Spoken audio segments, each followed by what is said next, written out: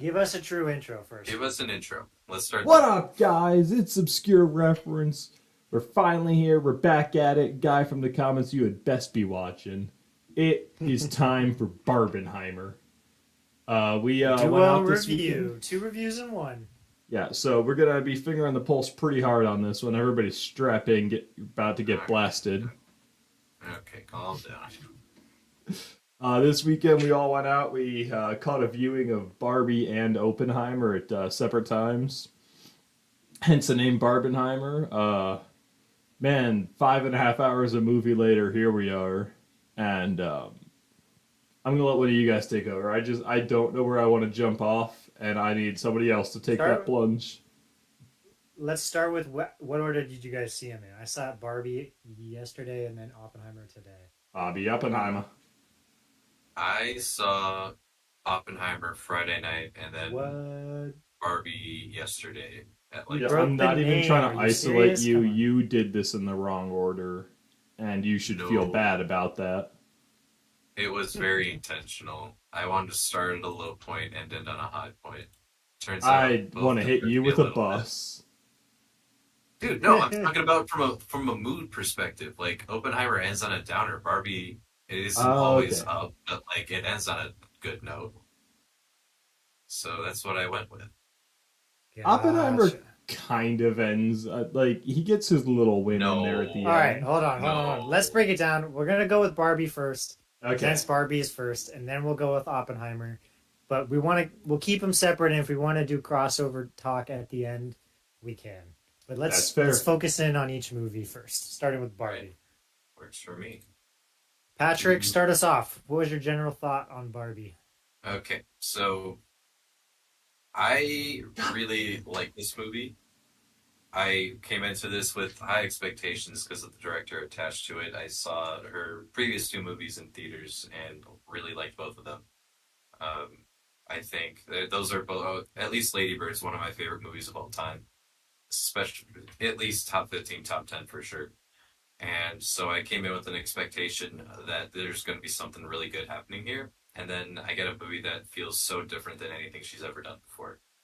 Um, the entire first half hour, everything in Barbie Land, that first set of the movie, just big smile across my face. I'm laughing at every joke that's being thrown at me.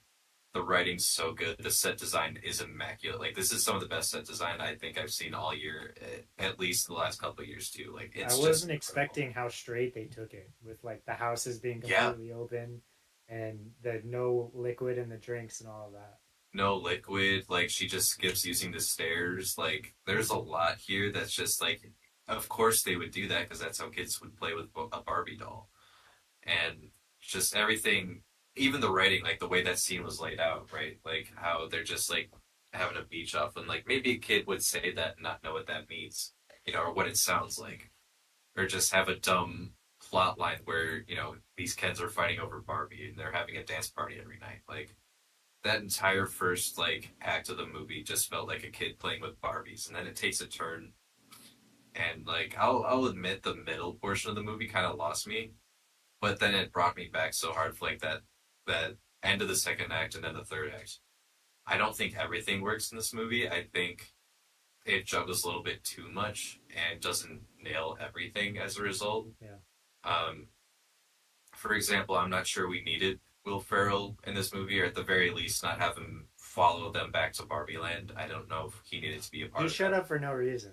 He really did, and he shows up just when you least expect it, and you had forgotten about him. And it leads to a really good joke where he gets jump scared by Midge. But like, other than that, we didn't need him there. Rhea Perlman, much as I love her, also felt a little bit tagged on. I think her scene with Barbie at the end of the movie was really touching, but at the same time, it's like, yeah, it doesn't feel like that's all this movie was about. It feels like this movie's trying to get 3 different points across.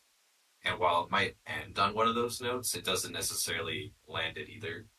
Um, but that being said, I think all the acting and performances were phenomenal. I think the writing was really good. Again, I was laughing at most of the jokes. Uh, I didn't love the mom and daughter duo. I that didn't feel like it went anywhere. But like at the end of the day, there was still really good moments that they had. I think star-studded cast. I can't shout them out all out enough, but special shout out to Ryan Gosling and Margot Robbie. They are both phenomenal in this movie. Um, and America Ferrera as the mom, she did a good job, and I'll always give a shout out to Michael Cera. But end of the day, Alan. he was my one of my favorite parts of the movie. But at the end of the day, this is not my favorite Greta Gerwig movie, but it is definitely at least my second favorite. Like it's really good. I had a lot of fun with it, and it's probably one I'll go back to frequently. I think I'll go next because I think John's gonna take a different tack than me I've about it, got so we'll let him a tear it down differing a bit opinion at from the end. you. Uh, I think that this movie starts off in an interesting spot. I didn't really know where it was gonna go. I didn't expect, like I said, how straight they played the like Barbie world, and so that kind of threw me off. I thought that was really interesting. The big problem I had with the first like third of the movie is it felt like they wanted to take a shot at everything that they could find. Like they wanted to hit every cause with a joke or a shot, and it didn't seem like it was going anywhere, and they didn't really have any backing to them, and so it didn't really work in any way for me until they found what they really wanted to have a conversation about once they got into you know the movie really being about finding a purpose in life and not being defined by a role. Once they got on that storyline, I thought it was really good. It was just fantastical enough in that like even though it's not it's true like Star Trek sci-fi or something like that where it's another world, it's far enough away that you can kind of disassociate away from it being about what we live in currently. And I think ultimately the message was good. I was concerned for a time that they were gonna flip the patriarchy back and then just leave it in the state that it was originally, and I would have been much harsher on this film. But I think it ends in a great spot. Kind of saying that everyone, is taking it a little too far, and we need to find a middle ground, and really, no one should be defined by the rule or anything like that. I had a lot of fun with the fantastical nature of some of it. Ken's song is great. Love Yes. most of what Ryan Gosling does in this movie is so much fun, and just the everyone in general being able to just kind of go over the top with it really made the Barbie side of this so much fun. I found some of the stuff in the real world to be kind of annoying. I don't know why Will Ferrell and the Mattel guys felt like it was supposed to be in the Barbie Land world because it was so over the top, Yeah. but it was like on Earth, real Earth.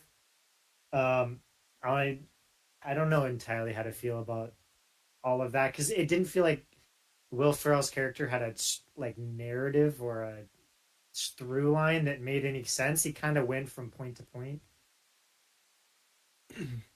But I had a lot of fun with this movie. I don't know how much I really want to go rewatch it. I guess that we'll see with time if I feel like that. I mean, the music and the set was so much fun that maybe I will. Um, Overall, it was great. I was into it. All right, John, Okay, hit overall, us with this is it. one of the worst things I've ever seen. Like, this was just a flat out affront to humanity. Story structure, non existent. Character development, non existent. Plot points, irrelevant and all over the freaking place. The entire first act is passable. It's a crappy comedy. They're throwing out jokes left and right. Like you said, they got the open house. It really feels like you're in a Barbie world. But I just don't like. Why even was Ryan Gosling Ken jealous of Asian Ken? That doesn't make any sense at all because he and Barbie apparently hate each other, but have been made to be in this relationship, so there's no chance anyone steals her away since you're just together and that's the way it is. So his jealousy is irrelevant. The whole beach off joke, it was funny for like two beaches, and then they just keep saying, I'm gonna beach you off. Nobody beaches me off. God damn, it got so old so quick. I personally think the set design looked horrible, that they played into the plastic side of it too much and just ended up making it look cheap. And I just, being in Barbie Land, was painful. It felt like when they kept saying, "Oh my God, we fixed feminism, and now girls all over the world love us." Like the first time, it's like, "Oh, they misunderstand that." But they say it like four more times, and then they go to the real world, and what? That's not true. The entire second act in the real world doesn't need to happen. The only plot point there that changes anything is Ken discovering the patriarchy. Will Ferrell, that goes nowhere. Like you said, he disappears for the rest of the movie and then shows up at the end to be like, I'm actually not going to capture you anymore. The whole thing with we're going to box her up. We're supposed to be afraid she's going in this box for some reason, but they don't explain why it's bad to be in the box, and the box is never mentioned again. Meeting the Barbie founder ghost in the tea room. Within 2 seconds, I'm like, I bet you she's the founder. What's your name? And we don't have time to answer that because they're right behind us now. Like, it just felt so flat. At the end, they tried to hammer in like three messages. The mother and daughter duo goes nowhere. They just happen to exist in scenes, and then scene by scene, every time they're introduced, the daughter's like, I hate you. I don't mind you that much. I kind of like you. Now we're best friends, even though literally nothing about our relationship has changed. I came home from school depressed. You kidnapped a Barbie, and now we've gone to a magical world that I didn't want to go to. But for some reason, we're friends now. And why the fuck was Michael Cera doing kung fu against construction workers? And were those real construction workers or were they Kens? Because if they were They real, were why were Kens. they? Okay, so It's if they very were Kens, clearly then Kent. no, it was not made clear at all. But if they're They're in Kens, Barbie why the hell land. are they out there doing construction? It doesn't make any freaking sense. Why is the joke it can only go up? That's not even like a Barbie relevant joke. That's just Kens don't understand what horizontal is. Because Despite the they've fact never that been they live in a construction workers. That's world, the point. it wasn't funny. It didn't land. The plot was all over the place. Half of the And characters did absolutely nothing, and their plots just advanced around them. And I did not enjoy this movie. This was a waste of like 2 hours or whatever it was. 2 hours, yeah. And then I it just wouldn't end. Like it just every time it was like you could cut out here. It was worse than the Return of the King, where it like fades to white 6 times. It was just okay. We're still here. We're still talking. We could be done. I could be on my way home by now, but we're still here. Anyway, I didn't nuts, enjoy it. nuts to think that the set design looking like plastic is a bad thing. I That really felt clearly there's a shout out to be had for the like uh animation style like reactions, like when they crash the car and then there's like mhm. Oh, the no, smoke that that's Oh comes up. really Was yeah. so much that's fun. the part I hated the most. I was like, that doesn't even look good. It doesn't even That's look like they fine. did it like that on purpose. It looks like they. I don't know. How do I phrase this? It looks like they It were looks like going for something, and what they found instead was crap. That whole That's joke where they're like throwing the clothes out the window and it pauses to freeze frame it. Like one time I through, loved it. not a bad joke in and of itself, but then they do it again right at the end. It was like you only established this joke at the end of Act Two. It's not like it was a through line Well, that deserved a punchline the entire time. did you see what it was called though? No, I do admit it was a little too fast for me to read.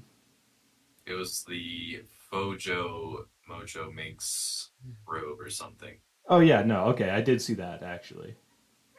It played off the Mojo Dojo Casa House, which Well, yeah, does make more Hilarious. sense the more you say it. I will admit. I but think nah, the two things there's some of that, John, that is just gonna be a personal thing, so I'm not even gonna like go into yep, it.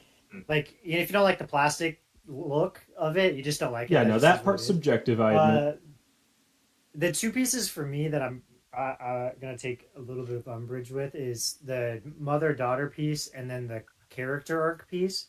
Okay, So I think to me the mother daughter piece is supposed to be a conversation about Barbie for the adult generation who was around when Barbie came out, and then now they're younger um, kids who they passed Barbie on to, and how they have an entirely different view on what Barbie is based on being in a different time. And so that's where we got the play of the mother being so into the Barbie and her daughter hating it after she grew out of it at 5 years old. And So I think that piece was more about a conversation about what Barbie is in a modern day versus what it was when it was in its heyday. Okay, so And let me then stop you I there. think You've completely missed yeah, my argument. I'm not like I don't get what they represent. It's not that. I get that the mom likes Barbie, the daughter is a little more modern of a woman or whatever. What I'm saying is it starts off scene one that daughter hates mom. Scene two, we hate her a little less even though nothing's changed. And instead of going home from school, we've gone to Barbie land. We've been kidnapped by this. We're going with I Barbie. don't Every scene okay. there's at one point where she just kind of cracks a smile, but they didn't do anything that entire scene. And it just cut to them real quick to be like, okay, we are growing, even though we're not actually doing Oh, anything. I think you The missed Okay, plot so I think progressed you just around missed the them. point. I think you I missed think something then. yeah, I think the point was, and we got this in the mother's conversation when she has her like big tirade, is that she spent so long being inactive in her life and not doing anything and just kind of being defined by her role, and her daughter is being this like proactive person who has a point of view. And so as her daughter saw her mother taking action and actually doing something and trying to be something, that's when they found common ground and were be able to grow to have something in common and actually like each other a little bit. Man, that seems like such a stretch for just cracked a little Oh, smile. I No, and think we watched a different movie because that's 100% what I took from it. nah, incorrect, false. Okay. Okay. The second piece about the character arcs, I think that the two main characters get full like character arcs. Margot's character and Ken both have very clear arcs throughout the whole movie. And I think that when you get to some of the smaller characters, you're correct that, like, I don't think Will Ferrell has a whole big character arc other than he has the moment where he flips a little bit about, what, why he's doing what he's doing. But ultimately, I don't think, like, the only real characters in this movie like with that need the full arc like that are Ken and Barbie, because ultimately they all the rest of them are just versions of them other than Will Ferrell's character and the mother daughter, who I think have their own arc in it of itself, but you don't we'll set that aside because you and I don't agree on them. The rest of them get arcs built off of what is the main arc, as they are just versions of that character. Does that make sense? I mean, I get what you're saying. I don't know. It felt just like cheap writing. I Because will to me, say I the think one personally the joke. main Okay, go. message worked. Like I think when they got to the point of when they're having conversation about like there's a unique bit here that you get because it's Barbie, where you can talk about being defined by a role, because so many Barbies are built like, hey, there's the main Barbie, and then this is a different version of the Barbie by this attribute, whatever it may be, whether it's you know, job or whatever. And so you can have a really interesting dynamic there, and that's kind of what they dig into, is about being defined by the role, because it's an inanimate object at the end of the day, and so it is has a defined idea, and and so you can use it to have a conversation about humans and what it means to be defined by roles in life. So I think that the writing itself, when it's on topic, no is good and knows what it's trying to do. But I do agree, kind of like I said, they do at times just want to take shots at um, different hot button issues that aren't central to the premise that they're going to, that I think are don't always land and are kind of pointless to the movie, other than, a joke to a certain set of people, which I guess that's every joke. I can't really. Right. Yeah. Now, another I thing I forgot to mention during my rant, the big Ken fight at the end. So made good. no sense I whatsoever. loved it. That Like, was I get awesome. it. The Barbies they've unbrainwashed themselves by lecturing themselves about feminism. So they're awake now. They're ready to fight, and their plan is to use their feminine charm to make the Kens all jealous, so they'll fight each other. But even one of Hilarious. the Kens is like, "How do we know which Kens we're fighting? Should we wear shirts?" And they're like, "No, we're not going to do that." And then for some reason, Great. two groups of Kens headed by the only two Kens who had any fair amount of screen time are now fighting on the beach with tennis rackets, and then we do a whole dance number, and I'm just like, what the actual fuck is going on? What turn is this movie taking? Like 5 minutes ago there was no hint that there was any kind of conflict coming besides the Barbies are going to overthrow. And like, if the Kens were in fact, a metaphor for women being oppressed by the patriarchy in Act 1, but in Act 3 the secret is to distract them all so we can vote them out of power, what is this trying to say about what we should do with women? Like, I don't think that's what it is. No. I think it's about toxic masculinity is what it's about. That's the point of that whole arc is that is the infighting of men about macho things, and that's the part of that that I think, although it's not overtly said, is the part that you kind of missed in that arc of it. no. See, that really confuses me because I get that part. I get that it's the bunch of macho men, they're playing into the hands because, big, dumb, stupid man. But in Act 1, they were being oppressed and they're being looked down, and, Barbie doesn't want Ken to stay because it's girls' night and I don't want you here. And they're definitely representative of at least how females' role in society was, where it's like you're here to make me happy, but now that I don't want you, you're gone. But by Act 3, Yeah. they go from being like representative females to just being the dumb males in charge and get overthrown despite having the sympathetic background to them. I think they just Well, completely so flubbed the arc.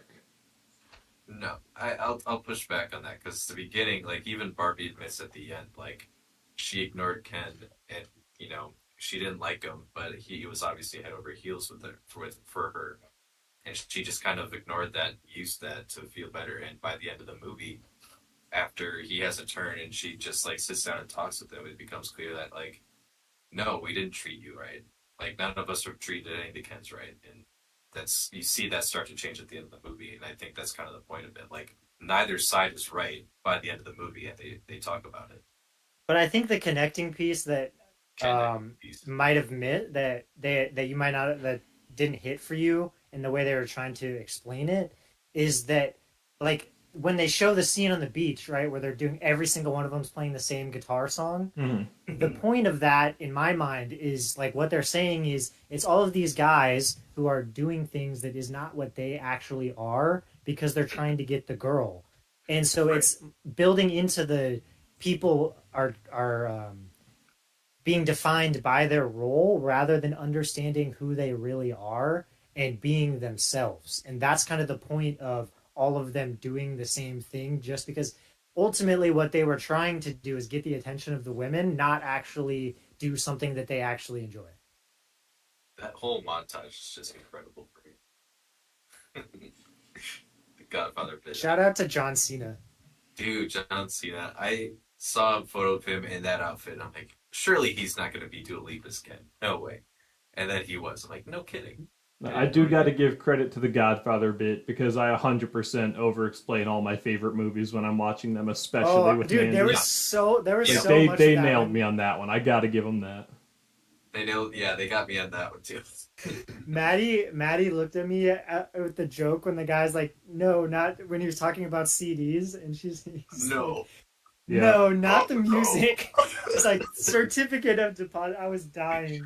Oh, that got me too. That entire montage just made that uh, killed me, dude.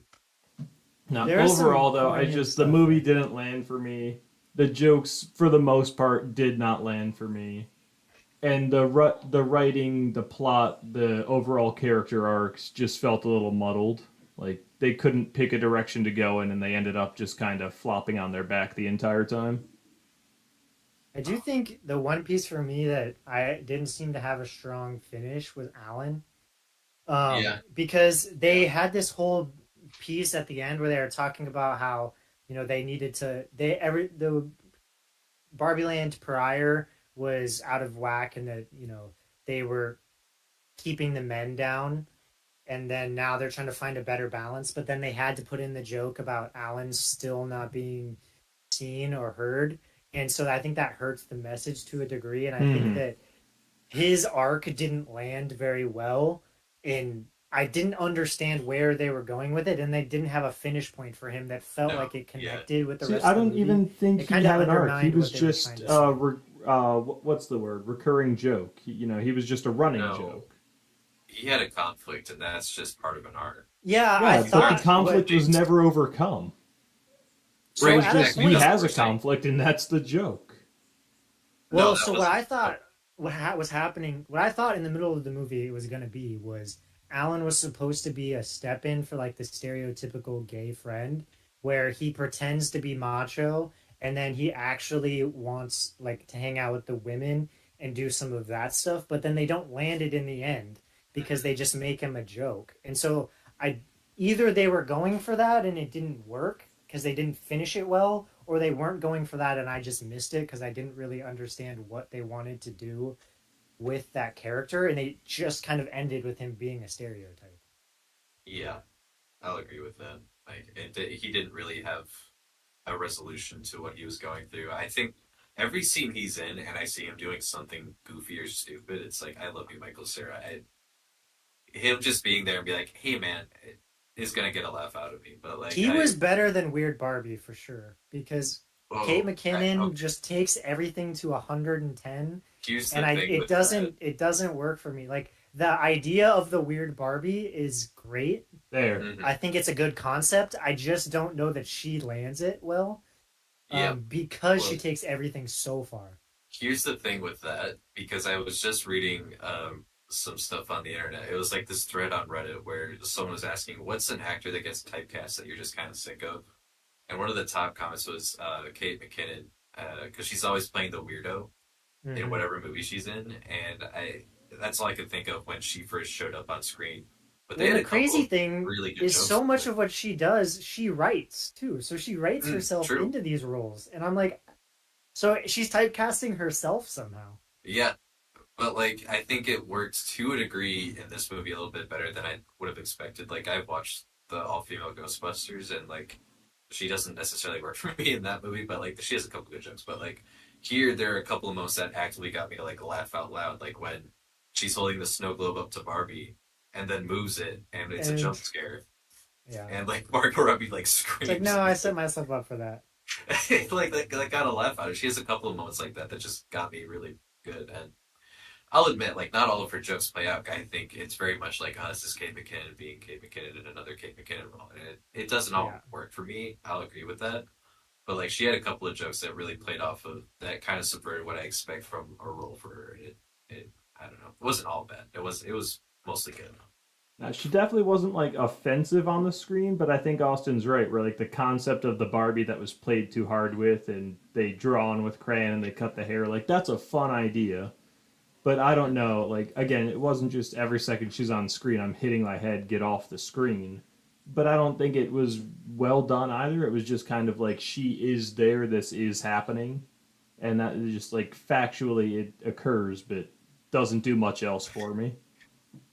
Shout out to Sugar Daddy Ken. I didn't know that was an actual thing. Oh yeah, That killed me. Mattel's okay to do some of the things, like make jokes out of some of the things that Dude, were like not okay or yeah. got canned for whatever reason. I do respect. Yeah, the way that like because Mattel's very involved with this movie. The fact that like they were able to lambast him in the image of Barbie in general, while also like having a positive message at the end, but also like showing Will Ferrell's the CEO and he's just kind of like an asshole, and then making fun of other product lines that Mattel has, and then censoring Issa Rae saying "fuck" with the Mattel logo, like very much a brand risk, and I respect it fully. Shout out Mm-hmm. to Mattel. now, but speaking I of didn't want to point Mattel, out. the entire scene where that guy answers the phone call from the FBI for some reason and has to run up to tell Will Ferrell about it, and then they just end Mattel. up shut up. It Anyway, like that guy just Some literally some of the corporate didn't stuff need to didn't land for exist. me for sure. Like Yeah, I The agree. whimsicalness of that really felt off because we're not in Barbie world. But that Mm-hmm. guy I'll agree with specifically that. didn't need to exist. They were already having a meeting upstairs. They could have just answered the phone, or somebody in the room already tells them. But he just goes Mm-hmm. into the room, and then the other guys tell Will Ferrell. And for some reason, every time Will Ferrell's on screen, this guy's still there with him. It's like, you Yeah. literally don't need to exist. None of them did. It could have just been Will Ferrell in the room, and that's just as Yeah. threatening. Give them two security goons, but they didn't need 30 Well, executives. Well, they couldn't do their round of jokes on corporate America if they did it that way. hmm So they And needed I that to don't get feel that like we part off. needed them. I really I don't. got there's a certain I forget which there's a smaller game dev company, and believe me, this will connect. Just bear with me. Where they were like, we're ready to bring diverse writing and storytelling and gameplay to the gaming industry, and they took a picture of everyone that worked at this small indie studio that just opened, and it's all white men, and that's exactly what I thought of when they first showed the boardroom. I'm like, I see what they're going here for here, and it works for the first point, and then it's just like, all right, we're just working with this now. Um, but I do want to shout out, like, as much as I don't think Will Ferrell needs to be in this movie as much as he was, there's a good moment where Barbie enters the boardroom and she says something, and all the board members start laughing, and Will Ferrell, stops the intern from standing up, starts patting everybody on Mm-hmm. like the shoulder because he's laughing so hard, and he's reaching for the guy that's sitting down. It's just so stupid, and I loved it. So that got Okay. chuckle out of me. So I don't just want to any longer shit on movies without providing things they could have done differently or better. Let me fix Will Ferrell here real quick, okay? So we take a page out of the Simpsons movie book, and they're like, Barbie Land's been compromised. We're gonna go put a dome over it, burn it, whatever they decide to do to the Barbies. And now Barbie and Ken on the outside have to go on a rescue mission. Boom, that's instantly a more watchable movie. Yes, you would It's less initially. interesting. Less interesting, I don't know. You get the That feels Barbies pretty. inside freaking out. You get the whole their apocalypse thing going on. You get That Barbie feels and pretty Ken in the real standard, though. world, so you get fish out of water story. They have to learn to like each other and work together, and not just one be submissive or dominant. Uh, I don't know. and then you Feels actually pretty get Will rough. Ferrell in this movie instead of you see him and then he rides a tandem bicycle and then he goes home. Uh, That feels pretty standard storytelling, though, and that's not what this movie was going for. That wouldn't have worked for me, honestly, as well as this one did. but this did. First, This yeah, mess where like half of the side characters are just along for the ride. but it's not about them necessarily. It's about Margot Robbie and Ryan Gosling.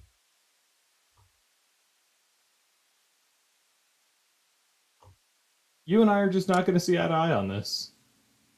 I want to shout out the production of this movie too. I want to go back to that real quick because I was watching an interview with Greta Gerwig, and I like some of the movies that inspired her to, and just in general, like what her favorite movies are.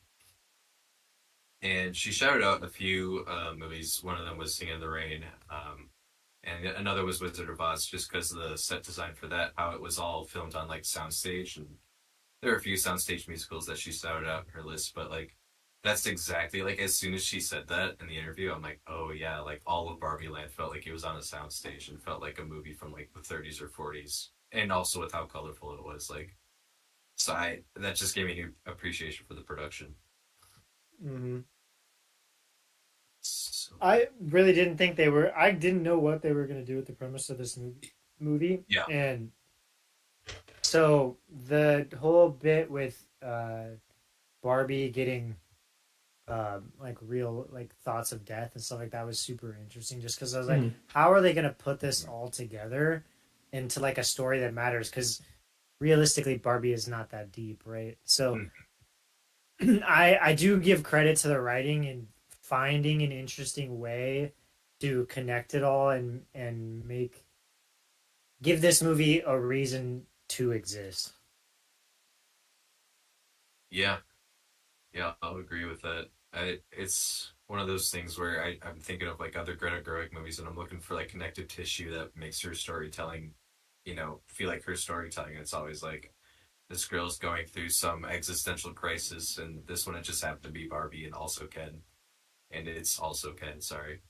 Um, I liked it. No, I'll give shout out to marketing. All They right. really did a great job making me think this might not be as bad as I think it's going to be. Like, marketing really got me to go see this. I had no interest outside of, them advertising it's not gonna suck. Unfortunately, it then did, but I gotta give credit to marketing. All right. My I'm last just point will picturing, be I'm Just Ken's an absolute banger, and I will continue to listen to that song dude. going Also, forward. shout out to that first of all. That's a banger. Also, shout out to his cover of "Push" by Matchbox 20.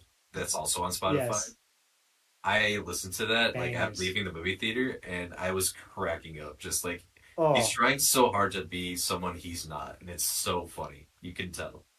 I was listening to the Barbie album on the way to Oppenheimer today. Yeah, The bangers. it's a lot of bangers. I'm a man who All loves right. his soundtracks. I can't say I'm listening to this one on my own outside of the movie.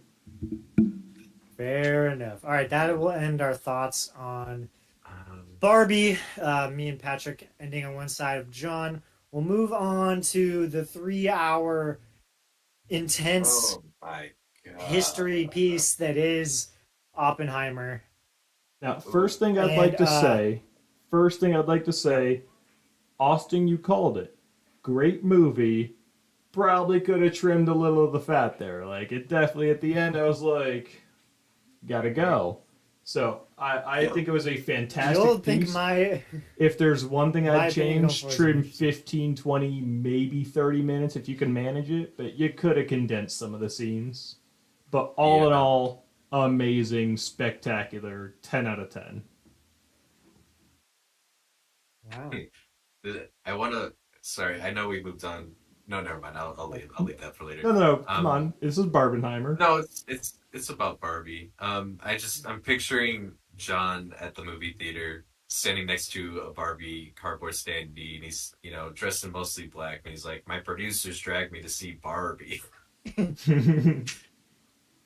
Yeah, y'all Joke's see on that? you, I went to the drive in. There you Oh, that would go. have been so much fun as a drive-in. Oh, I'm a little It jealous now. wasn't. The I weather saw it was in horrible. Dolby. That's not the movie's fault. I saw it in Dolby, and the Okay, colors just anywho, popped. Oppenheimer, Anyway, though. God, I don't know yeah, what my favorite part was. It might have been when he was reading the Sanskrit and it was, "Behold, I am become death, the destroyer of worlds." But God, I loved this movie. You guys go. I super positive. Nothing but good um, Hit it, things. Patrick. my friend and I were joking after the movie, like, I'm glad his iconic quote came from him reading Sanskrit while he was fucking a commie girl. That was really funny. We were just laughing about that. Hmm. Um, because if that's actually how it happened, that's actually pretty I funny. didn't even like look Uh, at the greater context of that, but you're right. That is like exactly what's it's, happening in that scene. I really like this movie. I have a deeper appreciation for this movie after watching all of Christopher Nolan's movies, most of them for the first time leading up to this. You can see a lot of the usual trappings that he uses, like nonlinear storytelling, and yeah, no, you can see he has a couple of actors he's used before, like Matt Damon and Cillian Murphy, for sure, and Casey Affleck too. But this was like 3 hours, like the first 2 hours, I didn't feel at all, and then the last half hour, 45 minutes, I'm like, huh, we're still going, huh? And part of that's my fault for going into this expecting a movie to be about the bomb when it's really about Oppenheimer. It's why it's named Oppenheimer.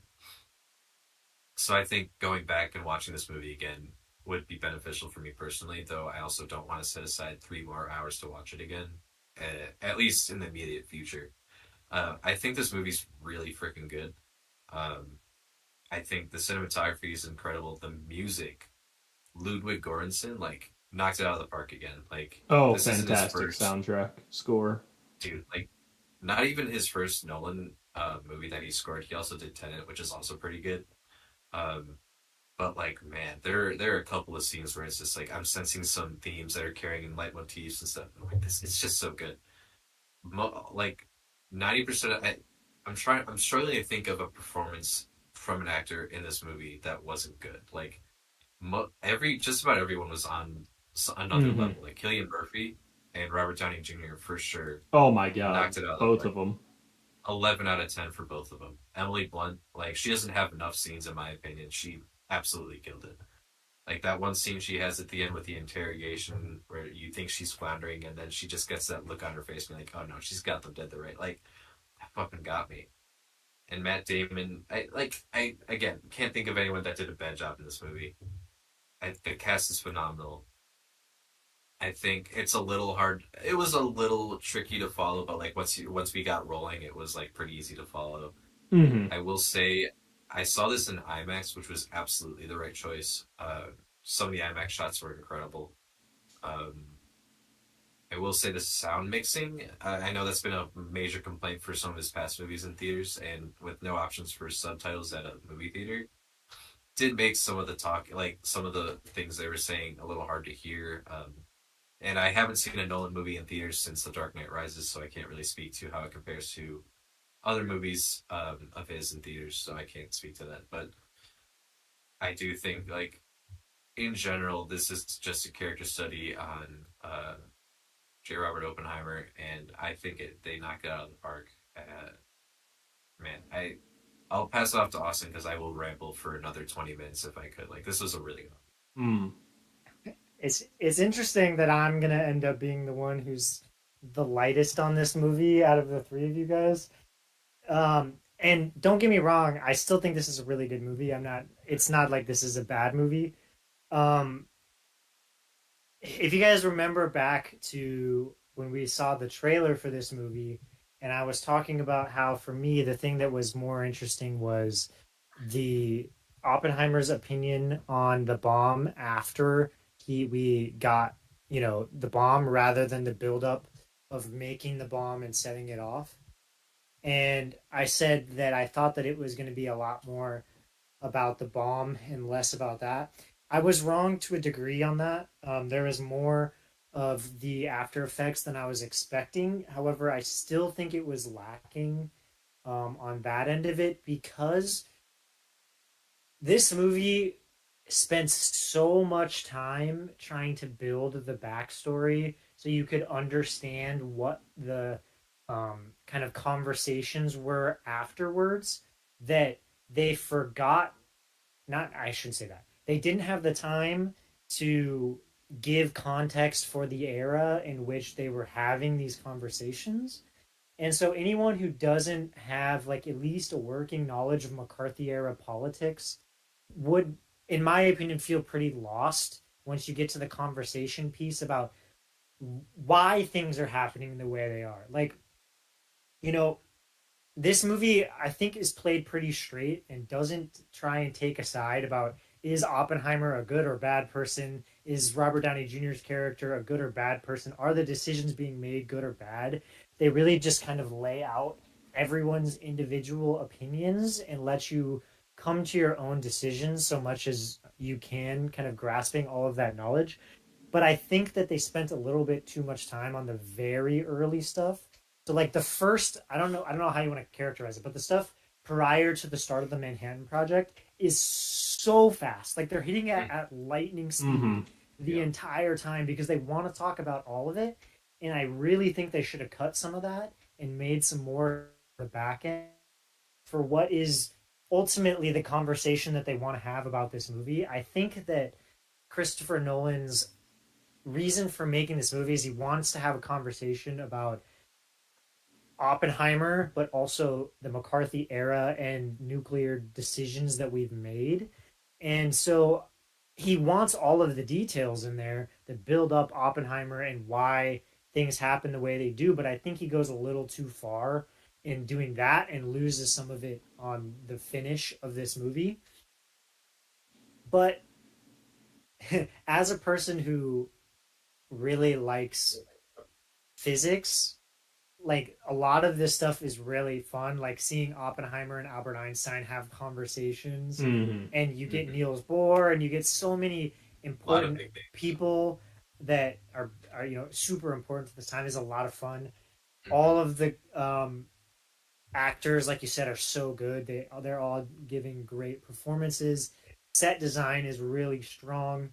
Um, I think the big thing with this movie is, like I said, because he plays it so straight, you realize you can only really come away from this movie being like, Oppenheimer is a complicated person who made a complicated discovery that led to a world with a lot of people who had to make very complex decisions. And there's no right or wrong. I mean, like, you know, the reason Oppenheimer gets into it in the first place is because he knows even if it's not him in America, the Nazis are going to do it or the Russians are going to do it. It's an inevitability, and that's kind of one of the things that has become part of science. And when we talk about that with like um, vaccines and messing with diseases, we talk about that with AI, all sorts of things. You can't stop the progression of science. So if you're the type of person who's just saying we shouldn't do this thing, then you're just naive. Like the things are going to happen. It's just whether or not you're involved or you're not. I mostly think it's funny that you guys brought up the Sanskrit piece. That was the fact that he said it in that, and then they had him say it in the moment when he blows up the bomb. I know they had to do it, Yeah, but it felt cheesy to me where I like just didn't. yeah, they're I trying to it find a way to was fit it in. Yeah, it was so on the nose. Like it was so what you expect that I mean it wasn't bad. I just saw it and I was like, all right. I mean, yeah, they had to have that, I guess. I would have cut most of, if not all of the Florence Pugh stuff. I don't think that it was it for the amount of time that it took up. I don't know that it was all that necessary. For ultimately, we know that Oppenheimer was a conflicted person, regardless of if she committed suicide because he wasn't there for her. We knew that he was had communist ties, whether or not they have that storyline, and we could have done it. We could have got the Emily Blunt, uh, Oppenheimer, like, will she be on his side or not piece without so much screen time dedicated to Florence Pugh. And I think we could have used that to better the conversations about the McCarthy era stuff. So that's where I would have made the time. And then the last piece is just all of that stuff in the very beginning with Cillian Murphy's like having thoughts about quantum mechanics and it being shown with these quick cuts of like lights and moving and all of that kind of got annoying to me. I thought it was interesting way to show it at times, but it kept happening so often early on. I it ended up being too much, and I thought at times between that and the sound design, like soundtrack, it was a little reminiscent of Interstellar in ways that I thought was not good for this movie because it's a different movie. Yeah, I'll push back a little bit. I don't. I think going into this movie, knowing some stuff about the way it was made, kind of helps me appreciate some of it more. Like No, the no, you fact already that had your turn. I get my turn. I didn't know you were still going. Yeah, go for it. Austin, I get to push back on you. I get to say you missed the point of a scene for Whoa. once. I'm very excited. Mark this moment down Okay. in history. Bigger than anything I'm writing Oppenheimer it did. down. Writing it You down. missed the point of Florence Pugh's character. So Okay. everything you said was right. We could have still had the Emily Hunt stuff. Technically you could have cut it out. We all know that he's conflicted over her death, whether or not he had anything to do with it. But the greater context of the movie is, after they drop the bomb, he feels the blood of these people on his hands, and this is the first life that he either did or didn't directly take. And that's the moment in the movie where he's really like, holy shit, we're going to drop this bomb. You know, I mean, of course they have to do the whole behold I become death thing during the actual bomb dropping. I do like that they set it up beforehand, but I really like that they establish it directly with the first woman he may or may not, and I'm not accusing him, but may or may not have killed. And then when he sees the bomb go off, when he sees this weapon of mass destruction, he goes back to the woman he killed and it's, I have become the destroyer of worlds.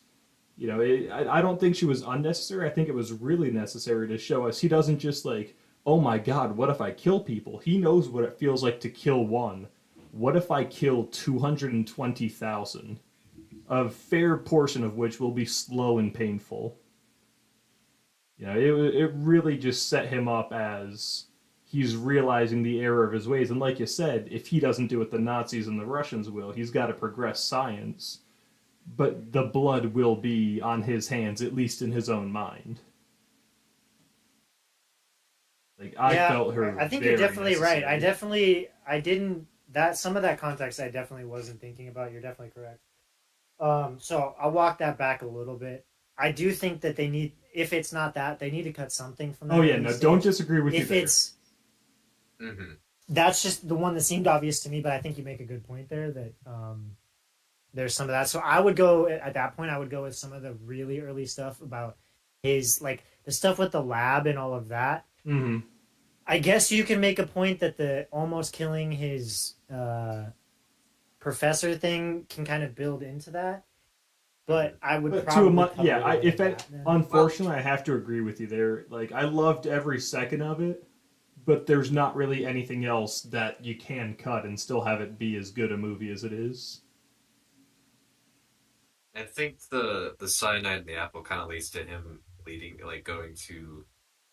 Oh, actually, no. I'm just gonna drop. I think that more or less is that supposed to lead him to Florence Pugh as like a connection, and they just kind of relate over that. But I don't know. Like you That's a definitely stretch for me. have the through line, but without it, she still makes perfect sense. Um, Yeah, no, I I'm love definitely. the scene on the or not on the train, the scene where he goes to talk to Einstein by the lake and he walks away obviously upset. Right away, obviously, you know you're going to come back to this conversation at the end of the movie, but you're not going to get anything on it until then. I definitely had guessed Einstein wasn't upset with him, but something else, or with Robert Downey Jr. I forget his character's name, but Strauss. man, that Strauss, thank you. Uh, but yeah, just through and through, Einstein had one of the greatest performances. They not underutilized him. They definitely reserved their use of him, and it definitely played to their advantage. Where it wasn't just like, oh look, it's Einstein. They really saved him to be this legendary character, this legendary guy who only appears at pivotal moments. And Right. man, oh me, oh my, just loved that scene. Loved the scene on the train where his scientist friend gives him an orange. He's like, "You have to eat. You're getting too skinny." And then later, his not a trial. It's eat an orange. Like here's an orange. He does. There's a lot of stuff that can get lost. That obviously Christopher Nolan being one of the best that we've got connects all of these things God back damn it, in the really mics haven't well. been on. I'm Uh-oh. joking. Go on. Oh, Okay. Jesus Christ. I was hoping for a bigger reaction out of you. There's so many things like where he brings it up at one point earlier and then brings it back in. It all connects so well, Mm-hmm. Mm. and that's one of the great signs of both great writing and great Mm-hmm. directing is not just that it brings it back, but that you remember it. Right. Right. And that's one No, of it Nolan's really. strong points. Yeah, He is an point out absolute genius. like the first example I could think of. Go watch The Prestige. There's a monologue given by Michael Caine at the beginning of the movie that explains to you the concept of the prestige, and then you get to the end of the movie and he says it again. And it almost has a completely different meaning. It's a little bit different here because like you're right. It's we see that first scene with Einstein where he has that conversation with Oppenheimer, and Strauss walks by him, and you see the look on Einstein's face, and we get that at the end of the movie what Oppenheimer told him, and of course you're like we're gonna see what he told Einstein eventually, but the fact that that's what we ended on, and Mm-hmm. it's on such a dour note, like I this is like again a lot of Nolan's usual trappings, but like they work every time, so I'm not Every complaining. time. There was something I wanted to I shout out. I did get there's it's weird with this movie because some of the stuff in the third act, like they start to obfuscate Oppenheimer's opinion on things in a way that I don't I don't know. They wanted it to be the big reveal at the end, right? Where he's like he says, "Yes, I do think that, I've caused the destruction of our world, just not in the way that we expected with the destruction of the atmosphere. And I think there's a fun storytelling way that they put that in there and how it all connects. However, I think there's points at which it starts to make Oppenheimer feel like he's got either no opinion or Mm, like they're giving him no kind of like action in his own life. Like there's a whole bunch of that stuff where it goes like, after the bomb happens, right? They jump back and forth so much between like Oppenheimer feeling almost like dead inside and like realizing what he did, masked against the cheer and all of that. And so you're like, okay, I'm understanding. I think Oppenheimer probably feels like, Mm-hmm. the weight of what he's just done, right? I mm-hmm. mean, he's had these nightmares about things happening and he's understanding like kind of what he's done. But then you have these things where he takes almost like a very scientific, non-passionate opinion of it, where like when he's talking to the Secretary of War, he doesn't give his own, kind of opinion. He just says, "This is what These we are as the a group facts, yeah. think. This is the different opinions," and he basically abdicates his responsibility at times in what he's doing. And some like as much as you can say, right? Like, yes, this is going to happen regardless of if I do it or someone else does it. You are doing it. Like, you are Mm-hmm. the person that is leading this, right? And so I'm glad that in the end he is, taking accountability for that and saying, "Yes, I did do something that I think will lead to the destruction of the world, and I'm living with that weight." But I think that they wanted that to be a reveal at the end so much that it took away from some of those middle scenes a little bit, where I'm just sitting there like, do you really not have an opinion? Are you not actually engaged in what's happening? Like what are you thinking? You're like See, not what giving me I your took that opinion. to mean, They tried to give everyone else's opinion but his at times. yeah, no, what I felt those scenes were, instead of him not being willing to say, like, yes, I did this, it was him being too afraid now that he's done it, now that he's seen the test. It's him being both afraid to use the bomb, but so proud of his work that he can't bring himself to not use the bomb. Not that he wants to, but he's willing to say, like, there's some reservations over here. Like, he wants to bring it up, but he's just too scared to denounce his life's work over the past however many years, 2 years, 3 years it was. It's that he realized he has done something horrible, but cannot bring himself to stop it because he is so proud of what it is at the same time. In fairness, regardless of its use, it was a phenomenal scientific discovery. Like, the greatest minds in the world went to work on this. And I just don't think he could bring himself not to stop it from being used, you know? Not that he didn't have one or they were trying to withhold his opinion, but that he, as a man, was just too proud to let his work go to waste. I do. I also I This is a different angle that I kind of took it. When they're all like interrogating him, in that small boardroom, for most of the movie, and he's just kind of taking all these accusations, and you see Emily Blunt being like, "Why aren't you defending yourself?" And she spells it out pretty clearly towards the end of the movie. But like I had interpreted before that point that he just felt immense guilt over what he had done. That's why he was taking it. So then by the end of the movie, when he kind of, for lack of a better term, explodes on the interrogation people, he's like, actually, no, I do, feel at fault for all this. Like it feels, um, you know, like he's finally saying what he's been feeling and what we Mm. know he's feeling, and it feels almost cathartic in a way. Like the way this movie resolves like a lot of its storylines just felt so interesting to me. Like you had that one, you also had the one with Strauss where like this guy who set Oppenheimer up and is not a great dude is about to get elected into, what was it, the cabinet or whatever. Mm. Secretary of Commerce. Yeah. But you have that line. You also have, trying to shut down Oppenheimer behind closed doors, and the effects of the bomb are still a thing. And while two of those storylines end on a positive note. We ultimately end on a note that feels depressing and sour because we still have an atomic bomb. We still have the hydrogen project going underway, and if not complete by the time this movie's over, right? Like it's so interesting because it still ends on a good note, but also ends on a really sour note too. And it's just fascinating to me. Quick shout out to the underrated performance of Harry Truman. Uh, Dude, man, you know Was he that looked. Gary Oldman? I I had to think, look it up. It was That's what I thought. but incredible. I just learned that you know He's he, now he played what? Two presidents, and he's played and a British Churchill. prime minister. Yeah, it's nuts. he was Margaret Thatcher. Yep, that's the Yes. one. Yep. Yeah, it's crazy. Gender No, bending but as all fuck. He's I also been in just the Spiral him on games. screen. I loved him being like the big softy. You know, he's here to shake your hand and congratulate you and talk about all these great things. And then you just see him turn and get this pussy out of my You room. see Or him what did he turn. say? Did he Yes, say pussy? get this I Cat? crybaby out of here. He Crybaby. said That was it. see. crybaby.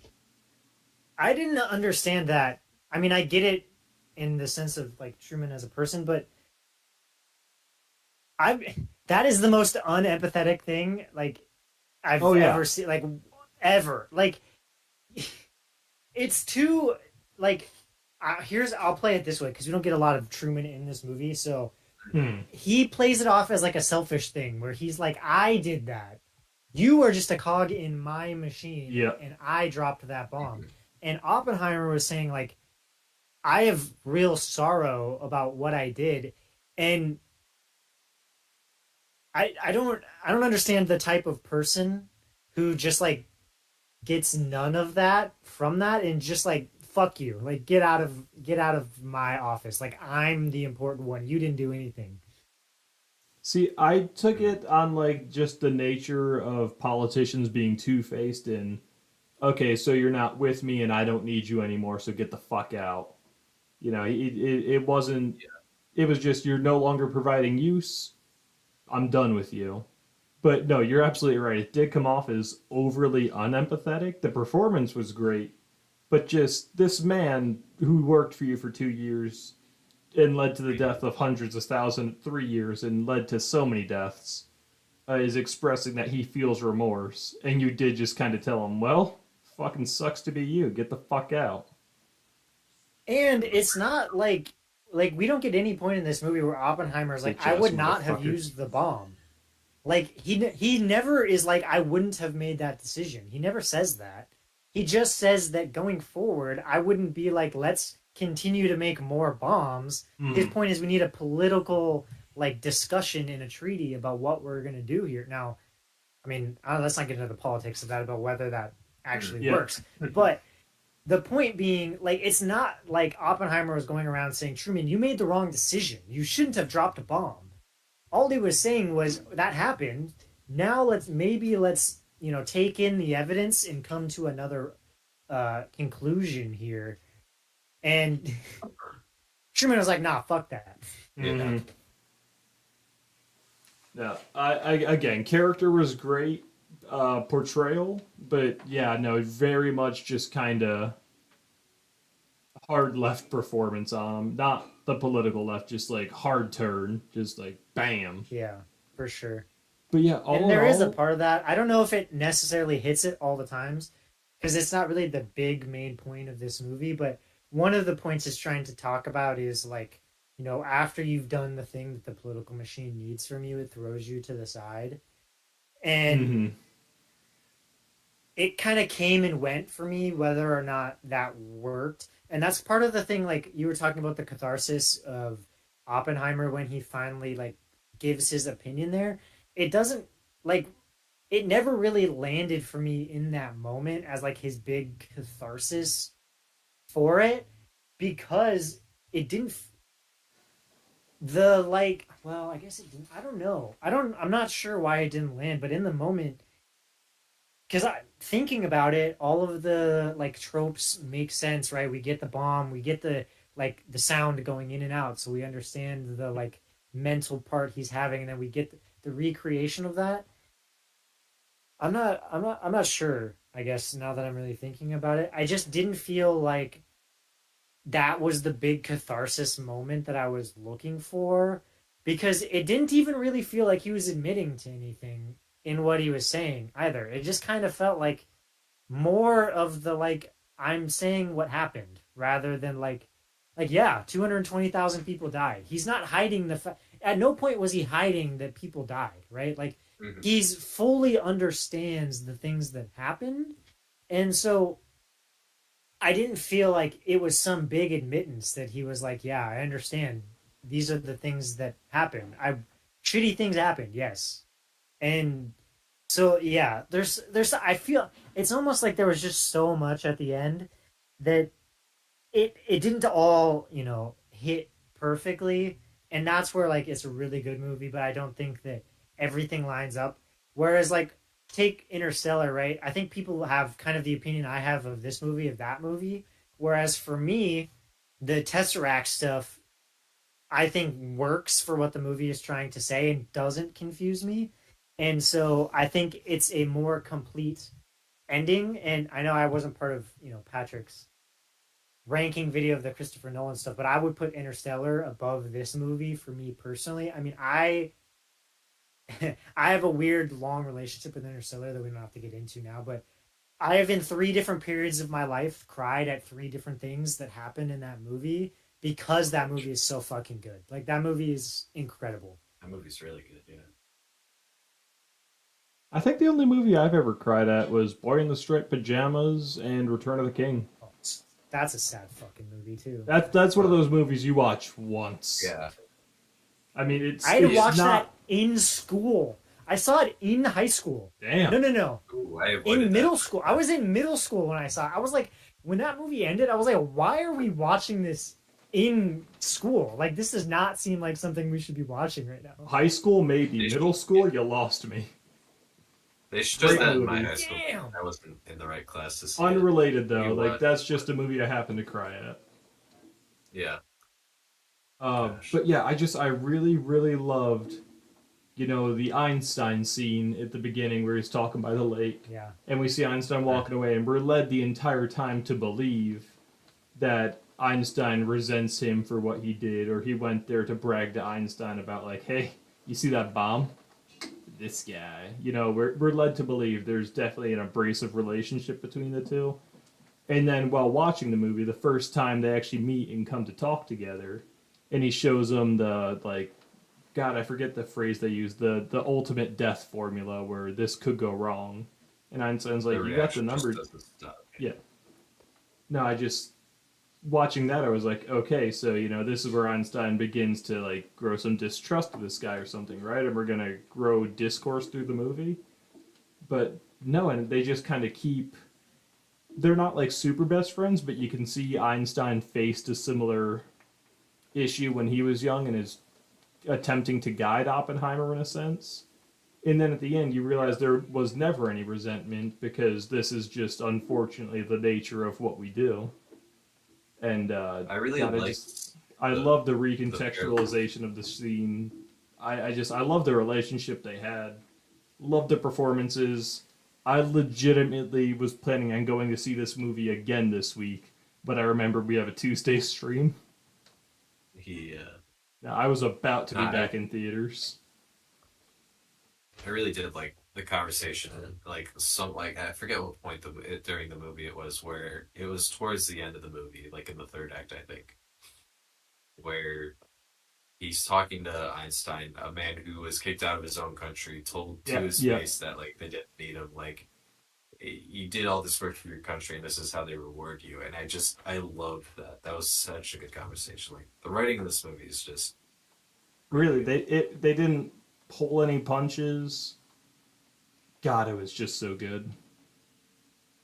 I love Einstein's Punch whole thing ready. in that scene about just like, look, your country's abandoning you and you've done all this work. Just leave. And it's Oppenheimer who's like, no, I love my country. I'm here.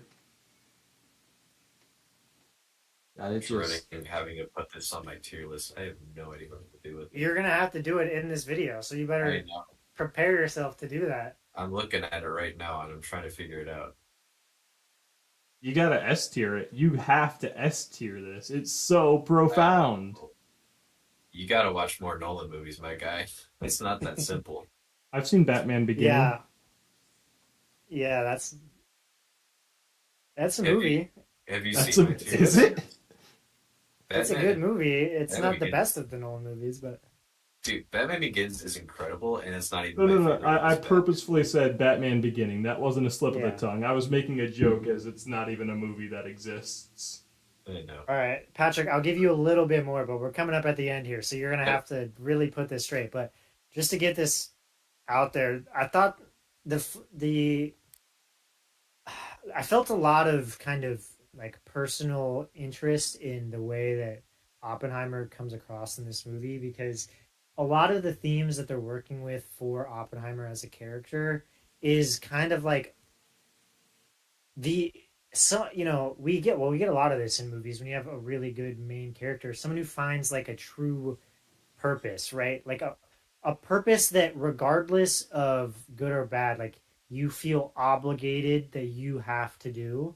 And we get that, and then we get the confliction of Oppenheimer of being like, I am the person with the knowledge. I understand what's happening. I understand where we're going. And so I have an obligation to be in the middle of this, even if I'm understanding, maybe not fully at the beginning, but we get it from the very beginning with his nightmares of Oppenheimer being like, there's an inherent destructiveness in what we're doing. And pain is going to be caused, right? Like he very clearly was like, I'm not an experimental physicist, I'm a theoretical physicist. Mm-hmm. And then he's thrust into the most like engineering based like experimental based, like building a weapon in real life. And I get a lot of that, you know, kind of trapping in it of myself, and it's questions that I've had to deal with. So there's a lot of that was really fun. Don't drop the bomb, And Austin. Ooh. Don't you do it. well, yeah, fair enough. Fair 220,000 people don't enough. need to die. But Convinced. uh yeah, so there's a lot of that was fun, and they kind of went away from it at the end, so we don't get a ton of like conclusions about that other than like he does ultimately decide like yeah, he thinks it's going to be, you know, worse off even if it was a necessity in the time. But there's not a lot of, you know, he touches the mental illness, right? We get the breakdown when he's out in the forest or the Hmm. not the it's not necessarily a forest, but in the desert in New Yeah, I know Mexico. what you mean. Yeah. Um, but we don't get a full exploration of that, and that was one of my favorite parts, kind of the Oppenheimer character. So I'm a little sad that we didn't get some of that, but overall, really good movie nonetheless. A lot of I good stuff in also, this movie. one more point to give Patrick, just like another 30 seconds here, if that. Really liked at the beginning when he's being shown around the campus and, like, you can work here, this would be your office, yada, yada, yada. And they take a second to point out, is it Oppenheimer or is it Oppenheimer? And he's like, it doesn't matter, I'm Jewish either way. I was like, fucking great, I finally know what to call this movie. Um, No, I did settle Well, on all right. Oppenheimer after seeing it all, but yeah. Okay, what you got, Patrick? Yep, all that right. wraps up our thoughts. Now we'll go over to, if you guys haven't seen it, check out Patrick's video. He did a ranking of all of the Christopher Nolan movies up to Tenet. He's now seen, uh, obviously, Oppenheimer, and he's going to put that on his list here now as well to finish this out. Hmm. Now, if you're able to pull up, I can share my screen if you have a way to share that. But if not, that's totally fine. No, I can that read it would all mess about. things up on my end. I'll Yep, I put had it a in feeling. the edit. Don't worry. All right. Perfect. So Just give for us the number and what it's between. right, so I'll run through my tier list in case you haven't or don't remember, since you can't see it right now. So the bottom tier is won't watch again. Let me preface this. I said in my video too, all these movies are good and are worth watching if you want to get a taste of what Christopher Nolan's filmmaking is like. But that being said, my bottom tier is won't watch again, and that the only movie in that is Insomnia. The tier above that is I see the vision, which more or less means I see what he's going for. It works to an extent. I just didn't. I'm not going to go back probably and watch it again for a while. And that includes Tenet, Dunkirk, and Following. Above that, I have Great. We're starting to get to the cream of the crop, if you will. These are really good movies that I probably will watch again at some point, and they're just really good. This is what Nolan's about. You're starting to get a bit of that. and that has Memento and The Dark Knight Rises. Above that, we have the Incredible tier, which is, it kind of gets harder to find each of these separate tiers as you get higher up. These are just there's still things I would change in these movies to just touch them up, make them just a little bit better, but they're still phenomenal movies.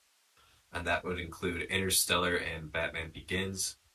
And then the tier above that is peak cinema. These are movies people are going to be either studying in film school or a movie that I just absolutely love, flaws and all. And that includes The Dark Knight, Inception, and The Prestige.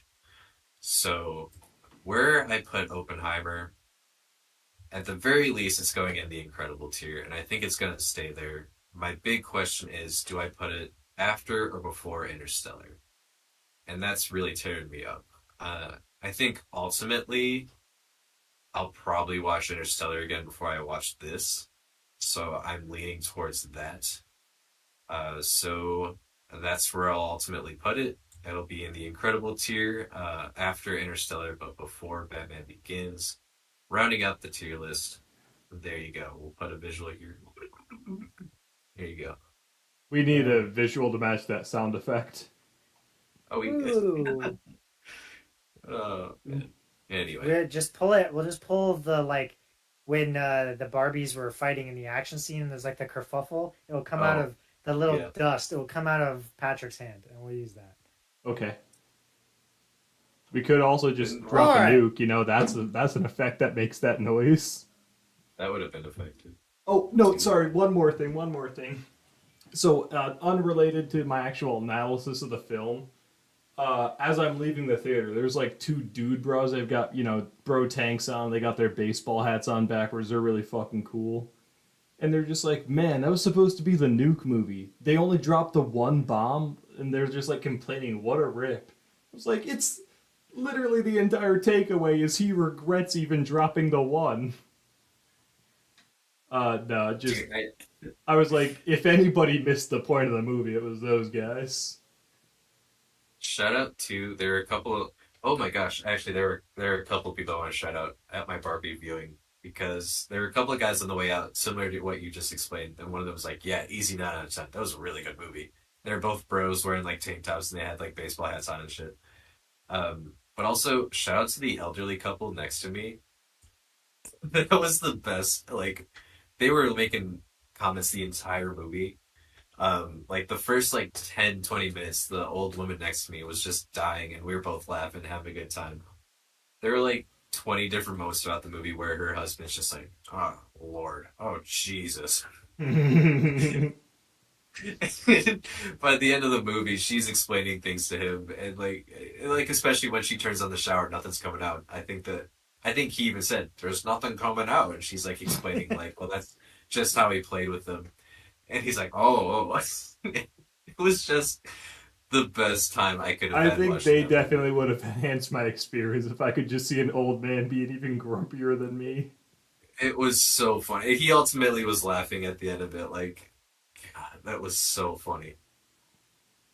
They were an absolute treat to watch that movie with. But yeah, all in all, what, Alrighty. on a total of 6 votes, we got 5 positives over 2 movies. That's not bad. 2 for Barbie, 3 for Oppenheimer. Okay, It's a good It, weekend right there. that We'll really take it. is. The movie theaters I need am it. almost upset Remnants come out this week because I really wanted to go see Oppenheimer again. dude, Oh like, well, sure too it'll be bad. there Catch for a us back while. here Tuesday for Oppenheimer, where we're gonna play another round of Oppenheimer. After that, on Thursday, we'll start with some fingering Oppenheimer before we move into another Oppenheimer-based game. Oppenheimer. It's all coming Oppenheimer. Oh, I need that T-shirt. I am Knuff.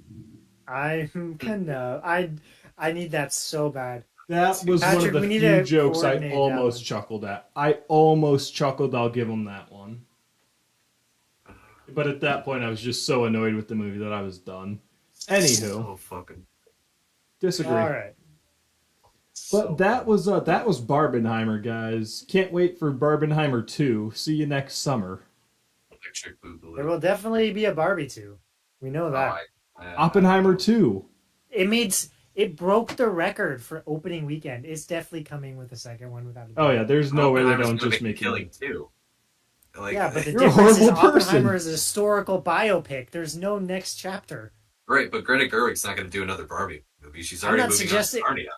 that's No, fine. I'm not what we're suggesting gonna she's do going to with be there. I'm saying Oppenheimer Mattel's going to make is another now one. it's his kid Yeah, and it's but Oppenheimer basically. Jr. and he develops an even bigger bomb and it's just like Jaws Even 2 bigger where now bomb. there's an even bigger The second, shark. it could be Mac. It could be Keller. We could watch the H bomb creation. No, Yeah, we no, I could, want yeah. Oppenheimer Jr. If they don't look Little like Killian OPJ. Murphy, I don't care. Jesus. Oh my god. All right, Dude, that's cinema's Okay. back. it. Cut the tape. That's This it. is Cinema's back. Love you, bye. Well, no, we got to give a proper send out. So, okay. If you guys are enjoying the content, please consider liking the stream or the VOD, however you're happening to watch this one. But the subscribe button right down there next to it, if you want to become a subscribable dibbler, just give that a click old, and then you'll be one of us now. And then You'll we'll be be one of back us. Monday. What are we doing Monday? See if these playing nuts games. fit in your mouth. Sea of Thieves. Oh, are we jumping into Sea of Thieves? Oh. Okay, I'll jump into some Sea of Thieves on Monday. And Tuesday, when Thieves, Remnants let's 2 go. drops, we'll be back with a special stream for that. And then hopefully back Thursday with some more.